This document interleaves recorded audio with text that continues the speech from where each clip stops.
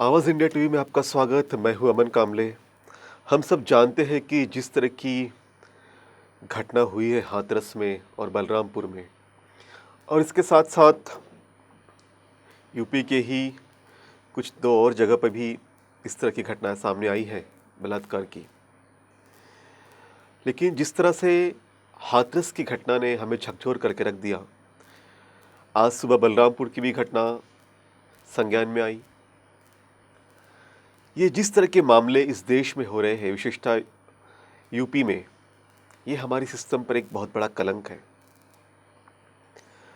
हमने इस पर काफ़ी आवाज़ भी उठाई। जो इस देश में बहुजनों के सर्वोच्च नेता हैं, मायावती जी, इनसे हमने गुजारिश की थी कि भाई आप ट्विटर से ज़रा बाहर आइए, और ये जो आंदोलन चल रहा है समूचे देश भर में, जिसके बाद पीएम मोदी को योगी से बात करनी पड़ी।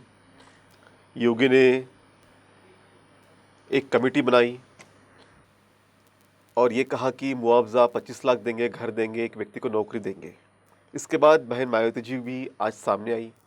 उन्होंने जब प्रेस कॉन्फ्रेंस की, उन्होंने सीधे शब्दों में हमला बोला। उन्होंने कहा कि योगी आदित्यनाथ को जो है यूपी संभल नहीं रहा। उन्होंने कहा कि आरएसएस के दबाव में योगी को सीएम बनाया गया, लेकिन आज उन्होंने जो यूपी की कानून व्यवस्था है पूरी तरह से ध्वस्त कर दी है।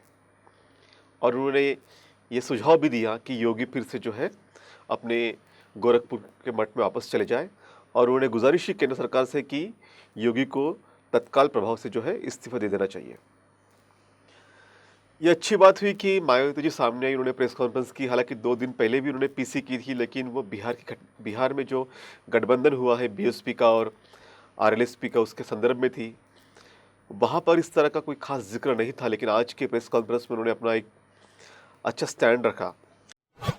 और मेरा केंद्र की सरकार को यही कहना है कि बेहतर होगा तो आदित्यनाथ योगी को तो जहां उनकी असली जगह है गोरखपुर में मठ में, वहां बैठा दें।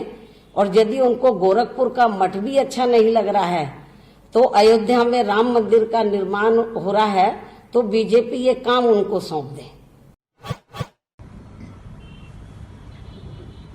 बड़ी दुख की घटना है कि मनीषा वाल्मीकि 19 साल की लड़की, इसको गांव के सवर्ण 4 लोगों ने अत्याचार किया, उसकी रीढ़ की हड्डी तोड़ दी, उसकी जबान काट दी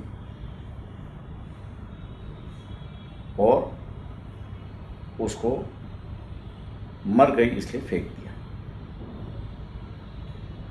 यूपी के अंदर ऐसी घटना काफ़ी बढ़ते जा रही है। उत्तर प्रदेश की सरकार की धिक्कार है कि वो महिलाओं को सुरक्षा नहीं दे पाई है।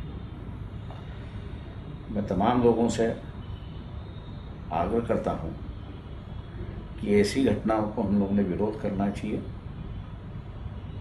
और अपनी तौर से ऐसी घटना ना हो, इस पर हम लोगों ने कार्रवाई भी करनी चाहिए। ये जो एक मानसिकता बनी है, महिलाओं के साथ हम कुछ भी कर सकते हैं, मैं सरकार से उम्मीद करता हूँ एसआईटी की कोई ज़रूरत नहीं है, गुमराह करने की कोई बात नहीं है।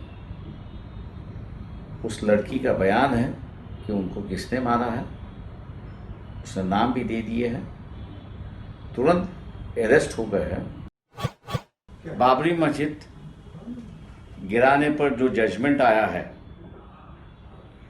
और कोर्ट ने सबको बरी कर दिया है, ये कहते हुए कि ये प्री प्लान नहीं है। जो तथ्य उस वक्त के थे उससे ये जजमेंट काफ़ी लंबा है, तथ्यों से काफ़ी लंबा है। जो रथ यात्रा निकली थी वो बाबरी मस्जिद गिराने के लिए गई निकली थी, और उसके बाद जो कार्रवाई हुई वो गिराने के लिए नहीं हुई थी। इसलिए कोर्ट पर से विश्वास लोगों का अब नहीं रहेगा। ऐसे जजमेंट अगर आते रहे तो मैं दुर्भाग्य से कहूँगा कि ये देश की हित में नहीं है, ये देश के खिलाफ के जजमेंट है। मैं ये मान के चलता हूं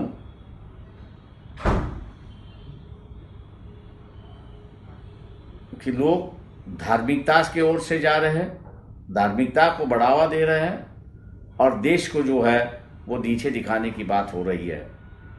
इस जजमेंट मेरे हिसाब से कानूनी तौर से दोबारा इसको अपील करनी चाहिए और तथ्यों के आधार पर जिन्होंने गिराया है उन पर कार्रवाई होना जरूरी है।